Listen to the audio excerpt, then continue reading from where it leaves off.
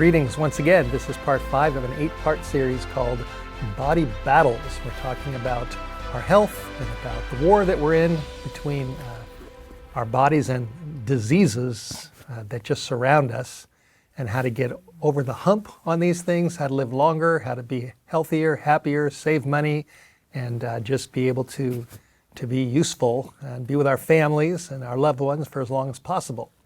So this is, again, part 5, and I want to start out with a Bible verse in Psalm 103. Psalm 103, verses 2 to 5. The Bible says, "Bless the Lord, O my soul, and forget not all his benefits, who forgives all your iniquities or sins, and who heals all your diseases, who redeems your life from destruction, and who crowns you with loving kindnesses and tender mercies, who satisfies your mouth with good things, so that your youth is renewed like the eagles." I'm here with Jack McIntosh, who's my guest for this series. He's a health educator. He's been on the radio, on television. He's dedicated his life to understanding the body. And Jack, before we get into this topic, which by the way is called reversing not diabetes, but diabesity. So Jack, as I look at this text, this passage in the Bible, it talks about healing diseases, God healing our diseases, saving us and redeeming us from destruction. We have a lot of forces of destruction. We have a lot of destructive habits around us and things that we do. And then it also talks about our mouths. A lot of that is connected to what we eat and what we put in. And it says that God satisfies our mouth with good things. So reversing diabesity, that's our title. And I think about the word diabesity. I've never heard that word before. I've heard of diabetes and I've heard of obesity. Is that a word that you made up, diabesity? No, actually, a very smart researcher, I guess it was, at UCLA made up that word. Okay. I don't recall his name right now. But it's essentially what it's trying to communicate, that word, is that diabetes and obesity are related. They're part of this syndrome that we call metabolic syndrome, this cluster of disease risk factors, hypertension, diabetes, high cholesterol, obesity. They tend to cluster in people. And some people will have only one of those, and some people will have 2 or 3 or all 4. But these risk factors tend to drive disease. And it turns out that diabetes and obesity are, in fact, they have common causes, and they lead to both diabetes and obesity. Okay, and so how big of a problem is this? I mean, we're talking about weight. How big of an issue is this? Well, of course, in terms of being overweight, we know that somewhere between 65–68% of us are overweight. We know that the problem of insulin resistance, which is what really drives type 2 diabetes, the latest figure I saw or heard from, for instance, Dr. Wes Youngberg, was that it's somewhere between 80 and 90% who are insulin resistant right now in this country. So it's a huge problem. Insulin resistance is the precursor of diabetes. It leads to diabetes, and we'll talk about some of the reasons for insulin resistance. Okay, and I think that they tie into topics that we've already covered, like exercise, eating too much food and not getting enough energy out through exercise. That leads to the buildup of the sugar that doesn't get into the cells, and then it stays in the bloodstream, and we have lots of problems. Lots of problems cascade from that problem of the high blood sugar. But the high blood sugar is really the symptom. Okay. It's not the cause. The cause is insulin resistance. The problem in America is that just about all of the medical interventions try to control the blood sugar, and the blood sugar is the symptom. Okay. But insulin resistance is what's under there that's generating the blood sugar problem. And just explain, just in a simple way, what is insulin resistance? Okay, so let's talk about type 2 diabetes first, what it is and what it is not. Okay. And then we'll talk about insulin resistance and what's the root of the type 2 diabetes problem.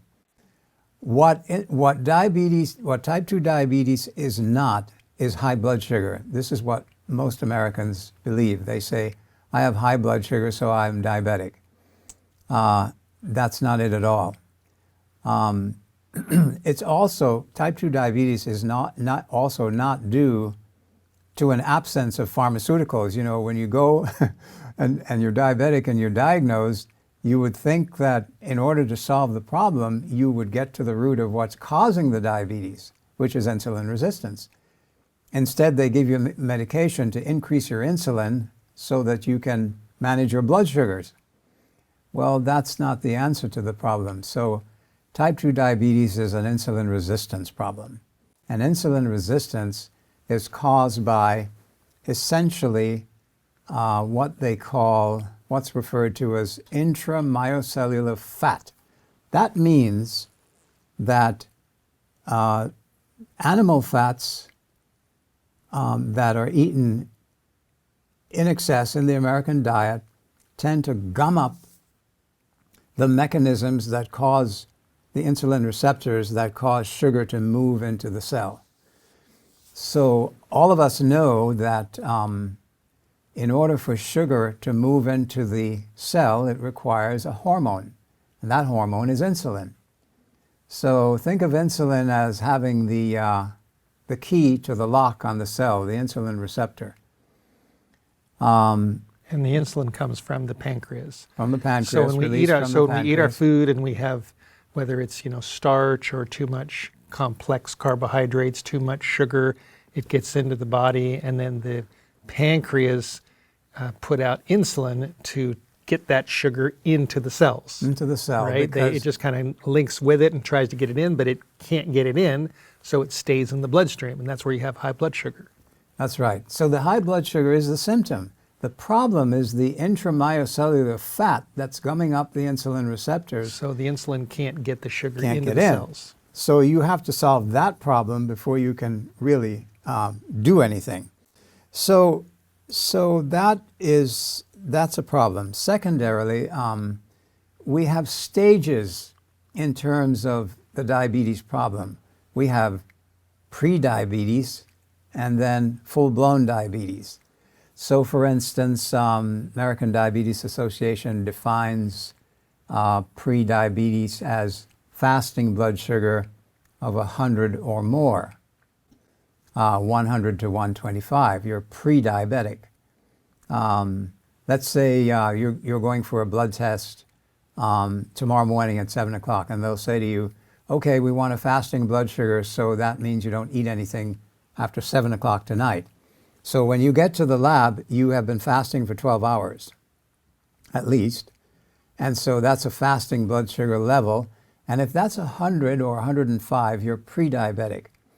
Now, when you go to the lab, if the blood sugar levels turn out to be 126 or more, you're officially diabetic. That's according to American Diabetes Association.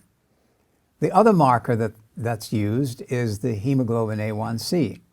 Now that's an interesting marker because it has to do with something called glycated hemoglobin. How much, glycated meaning sugar, how much sugar is attached to your hemoglobin? Your red blood cells get glycated, sugar attaches. And it turns out that when your hemoglobin A1C gets to be 6 or more, between 6 and 7, you're pre-diabetic. When your hemoglobin A1C is 7 or higher, then you're officially diabetic. Now, the hemoglobin A1C is a 3-month average. The average red blood cell lasts about 90 to 120 days, and it dies, and it's replaced. Normally, when you breathe in, your lungs transfer the oxygen to the hemoglobin that's flowing through the capillary system there. And the hemoglobin locks onto the oxygen and takes it to the cell and releases it. And the cell uses the oxygen and the sugar that's coming in to make energy, ATP, the energy that we run on. That's how it works. The sugar comes in to provide the energy, and combined with oxygen, it produces the energy that we run on, this ATP.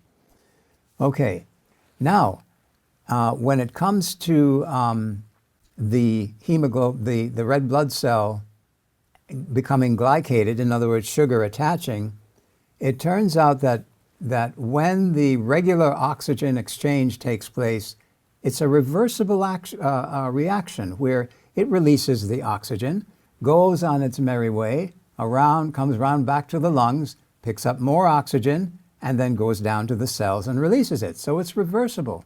Here's the problem.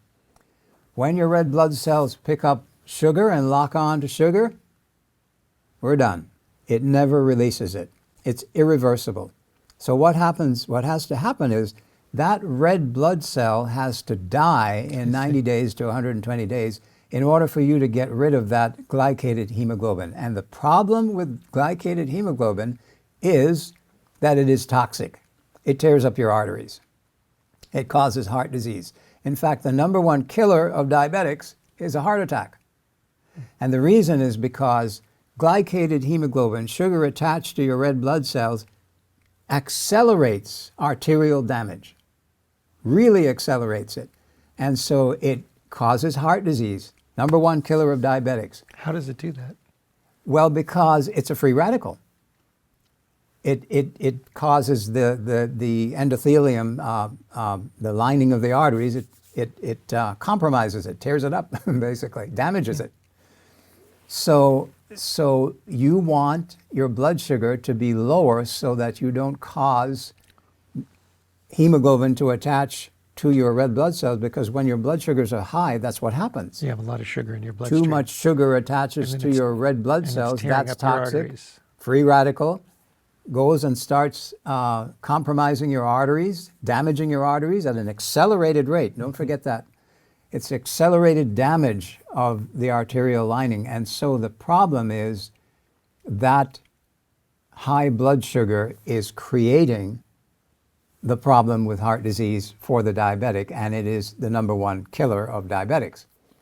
So what we have to do is lower the blood sugar in order to stop that problem.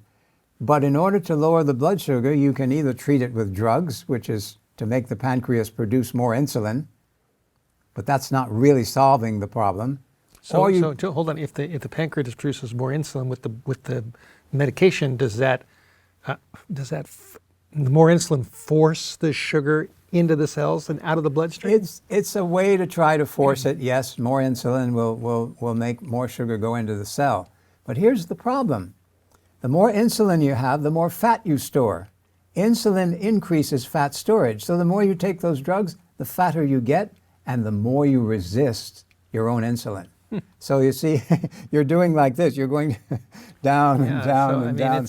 Pretty soon you've gone from oral medications, glucophage, glyburide, all those, and pretty soon you're getting more and more resistant to your insulin. And then the doctor says, okay, now we have to put you on insulin shots. So now you've gone from oral medication to shots, but you're getting fatter and fatter and fatter. And so you're just resisting your insulin more and more and more.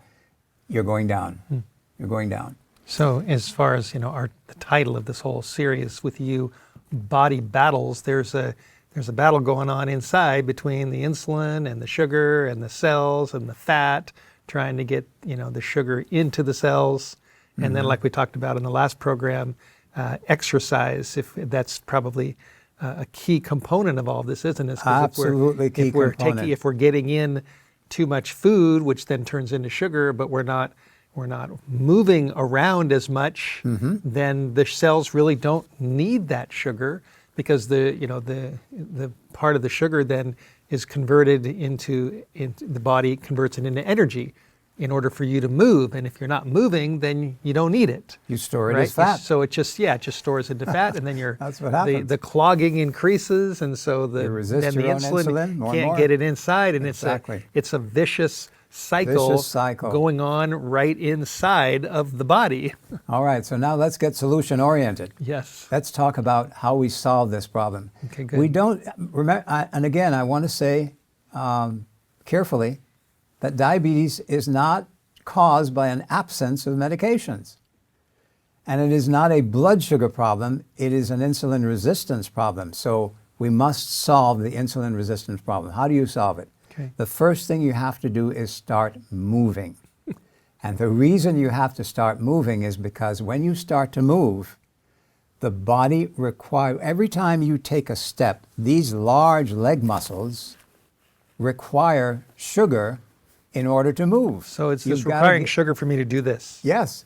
You got to get sugar into the cell in order for this muscle to move and to do what. Good. So what you have to do is place a demand on the large leg muscles of the body because they are voracious when it comes to sugar.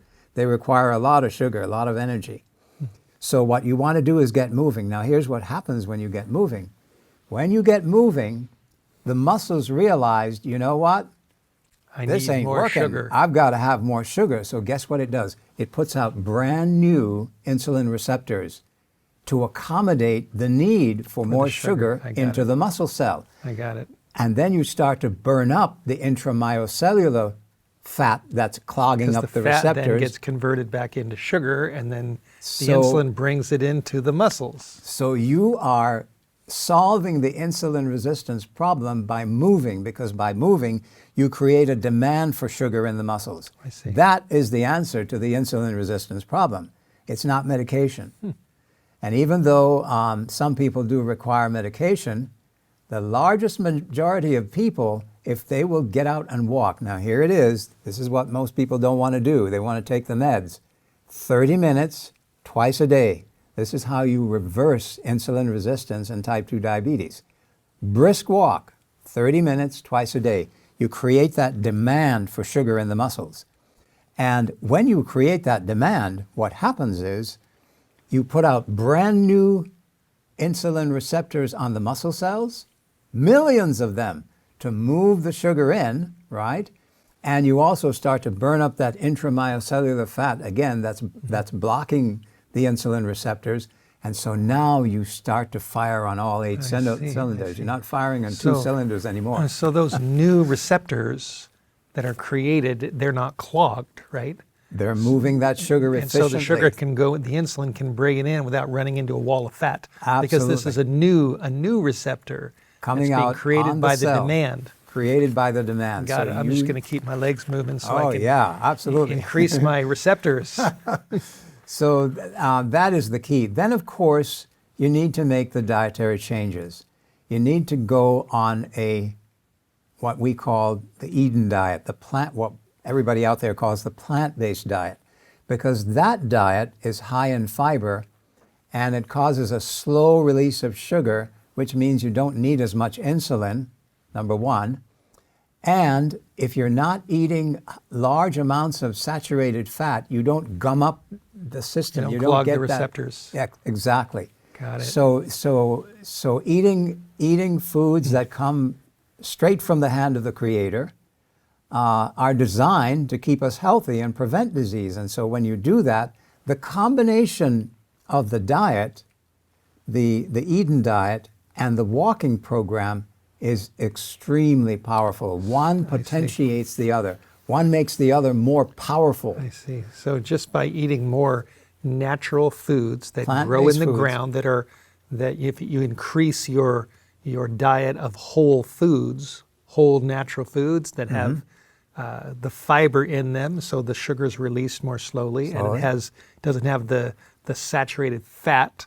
So From the animal products, right? correct? So the receptors aren't clogged, and then if you're moving, you're creating more receptors, and the food gets in, and there's not as much clogging. Right. I think I can wrap my mind around that. So you really have, in essence, the solution to this problem. But it is a very difficult thing to get people to understand that you can reverse diabetes in the absence of pharmaceuticals. Right, rather than just We're managing it with conditioned. drugs. Yeah, managing blood sugars is what they're doing. They're not even managing insulin resistance, which is the cause. They're managing the symptom, blood sugars, because you're producing more insulin. And again, we get fatter and fatter. So we really have to look at that problem. Now, one of the other problems that we have is that the refined carbohydrates that people are drinking, these sweet drinks that do so much to drive obesity, part of the problem is that they are loaded with fructose. And fructose really drives obesity and drives that fat connection there that we talked about. In fact, Dr. Richard Johnson, University of Colorado, I think he's head of the renal division there of the hospital. He talks about something called the fat switch. And that's where fructose is metabolized differently from sugar. Sugar requires an insulin response. Fructose does not require an insulin response. It doesn't stimulate insulin. It's metabolized by the liver.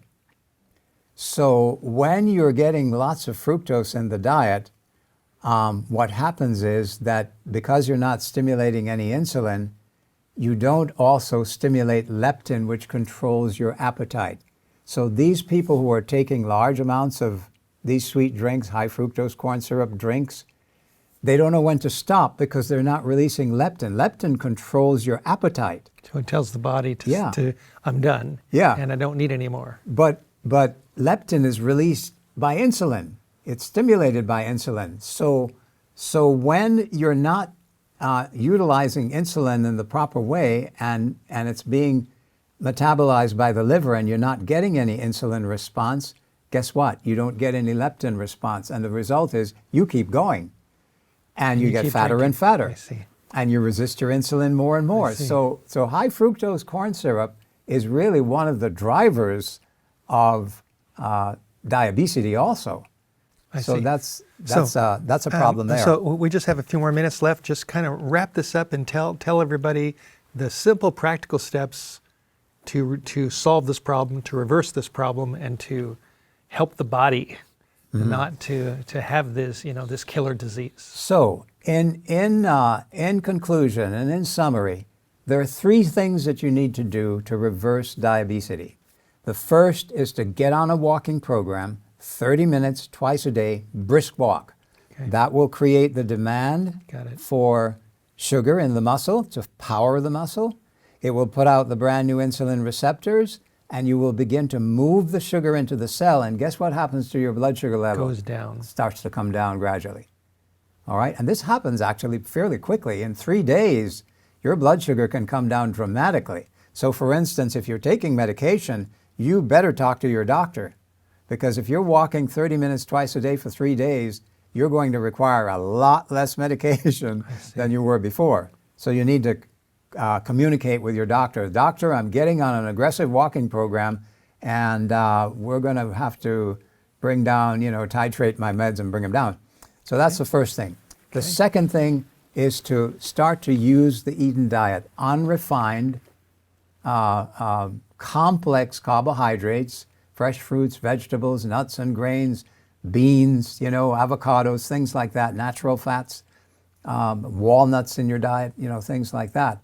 And that, of course, takes away the animal fat that's gumming up the system and removes that. And of course, you're getting all the phytonutrients. The third intervention is to drink water, the beverage of Eden. If you're drinking high fructose corn syrup drinks and you can't understand why you're still diabetic, you need to stop that. You need to go to water. That's the beverage of Eden. Learn to drink water. Learn to stay away from high fructose corn syrup drinks that turn on the fat switch, in the mitochondria and make you fatter and more resistant to your own insulin. So these are the 3 steps that we need to take in order to overcome the insulin resistance problem. Right. And I'm afraid that many physicians are not counseling their patients. You know, we've only been talking about, 25, almost 30 minutes perhaps. It doesn't take that long to educate the patient. Right, I hear you. And I'm going to add a fourth thing, and that's to pray. Absolutely. Because a lot of times people don't have the willpower. They don't have the chutzpah, the strength, the decisiveness to make those changes in their life. Yes. And that's why we need help. That's why we need God. God gives us chutzpah. That's right. That's where the Bible comes in. That's where prayer comes in. That's Absolutely. where the promises come in. This book gives us promises that will help us to make those body battle decisions to improve our health and Key protect changes, us. yes. That's right. I'll finish up here again with Psalm 103. Bless the Lord. We need the Lord. We need His power. O my soul, and forget not all His benefits. He's given us wonderful things to eat, and He's given us a lot of information. He forgives our sins. He heals our diseases. He redeems our life from destruction. He crowns us with loving kindness and tender mercies. He satisfies our mouth with good things that He gives us, so that our youth is renewed like the eagles.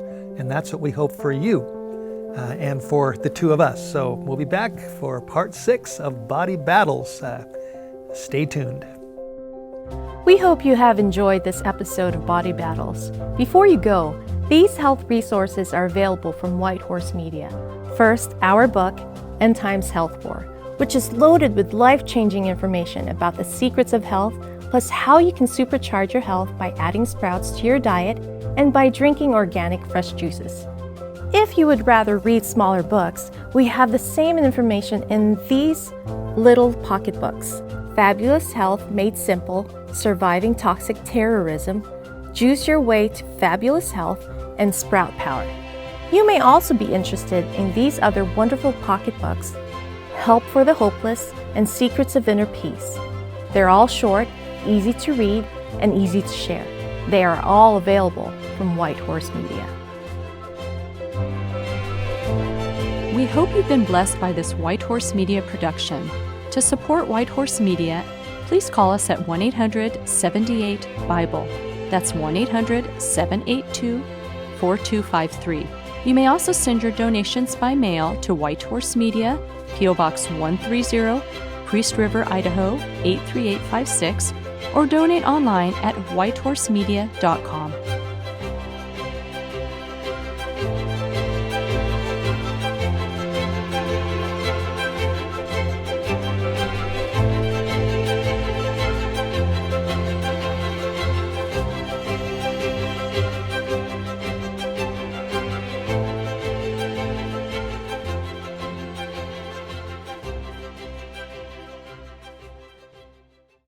Wait, before you go, and you know what I'm going to say, if you enjoyed this message, please like, share, and subscribe to our YouTube channel.